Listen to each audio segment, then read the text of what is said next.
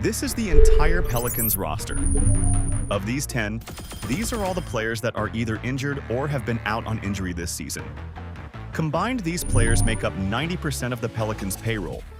A whopping $90 million will be going to these 8 players, leaving the Pelicans to field a lineup of no-name starters.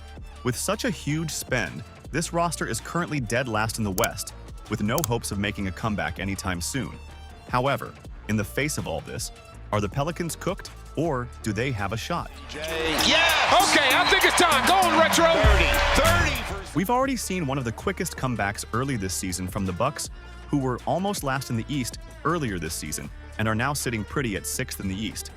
But the Pelicans aren't as fortunate as the Bucks to have their franchise player and top scorers all full healthy. Zion Williamson, Brandon Ingram, Jose Alvarado, and Herb Jones. Yes, all of them are hurt. So let's break down who's injured, how good they are when healthy, and what this means for the Pelicans moving forward. Let's start with the big name, Zion Williamson. Look at him on the takeaway. When this guy is healthy, he's unstoppable. I mean, look at the numbers from last season. 23 points, 6 rebounds, and 5 assists per game while shooting over 57% from the field. He's a human wrecking ball who can score at will and dominate inside like nobody else in the league. But the problem, he's rarely healthy. Zion's dealing with a hamstring injury with an indefinite recovery period, and this is becoming an all too familiar story. Since he entered the league in 2019, he's played in just over 40% of the Pelicans' games. If you're a fan of basketball, and not just the Pelicans, you have to wonder, are we ever going to see Zion live up to his full potential? Watch your head! Timeout, Houston. Next up, Brandon Ingram. B.I. is the Pelicans' go-to scorer when Zion's out. Mid-range. Step going off the glass to yourself. Going off the glass to yourself. Last season, he averaged 20 points, 5 rebounds, and 5 assists per game on 48% shooting from the floor. He's one of the best mid-range scorers in the game, and when he's locked in, he's almost impossible to guard. Right now, though, Ingram's sidelined with a calf injury, and it's another big blow. Like Zion, Ingram has had his own history of missing time. Over the last 3 seasons, he's played in just 65% of games. If the Pelicans can't rely on their 2 stars to stay on the court, how are they supposed to compete in a brutal Western Conference? Herb Jones is another sidelined player who is crucial to their rotation. This dude is a defensive wizard. He can guard anyone, from shifty point guards to dominant bigs, and has a total defensive rating of 118, which is pretty high. Last season, he was one of the Pelicans' most important players on defense, often taking on the toughest assignments every night, and was a contender for Defensive Player of the Year. But with Herb dealing with a shoulder injury, the Pelicans' defense has taken a massive hit. They're giving up way too many points, and it's showing in the standings. And Jose? Grand Theft Alvarado is one of the most exciting defensive guards in the league. He's a menace on defense and brings so much energy off the bench.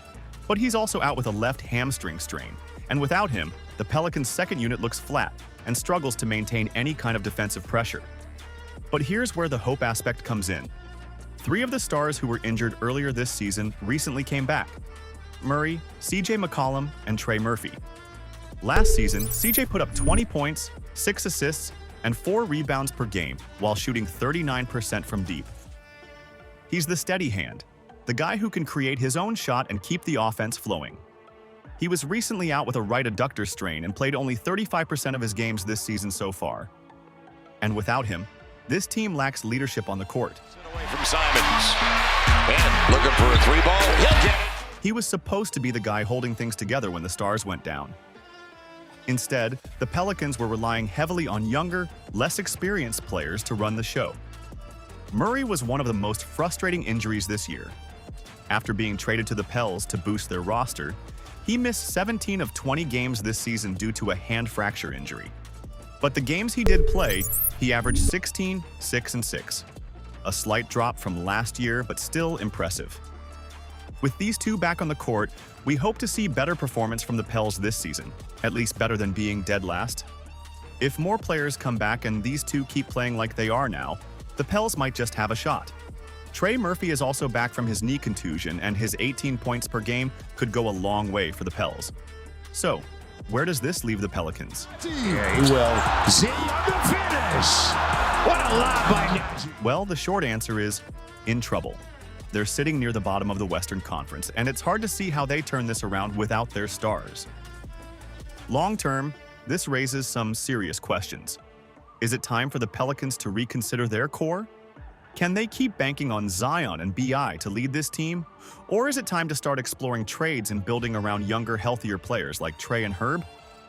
It's frustrating, not just for Pelicans fans, but for anyone who loves basketball.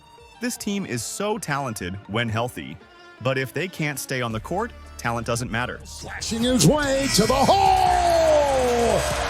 Got it! Do you think the Pels have what it takes to make a comeback? Let me know below, and as always, remember to like and subscribe.